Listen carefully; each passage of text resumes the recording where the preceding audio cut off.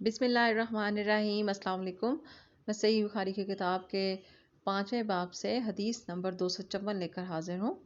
چلیں اسے مل کر مستفید ہوتے ہیں۔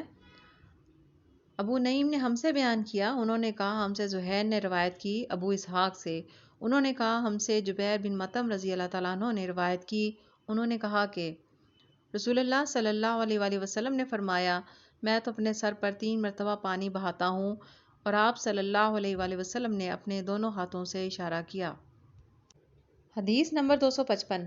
محمد بن بشار نے ہم سے حدیث بیان کی، انہوں نے کہا ہم سے غندر نے بیان کیا، انہوں نے کہا ہم سے شعبہ نے بیان کیا، مخول بن راشد کے واسطے سے، وہ محمد ابن علی سے، وہ جابر بن عبداللہ رضی اللہ تعالیٰ عنہما سے، انہوں نے فرمایا کہ نبی کریم صلی اللہ علیہ وآلہ وسلم اپنے سر پر 3 مرتبہ پانی بہاتے تھے۔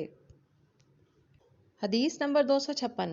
ہم سے ابو نعیم نے بیان کیا، کہا کہ ہم سے معمر بن یحییٰ بن سام نے روایت کیا، کہا کہ ہم سے ابو جعفر نے بیان کیا، انہوں نے کہا کہ ہم سے جابر نے بیان کیا کہ میرے پاس تمہارے چچا کے بیٹے، ان کی مراد حسن بن محمد ابن حنفیہ سے تھی، آئے، انہوں نے پوچھا کہ جنابت کے غسل کا کیا طریقہ ہے؟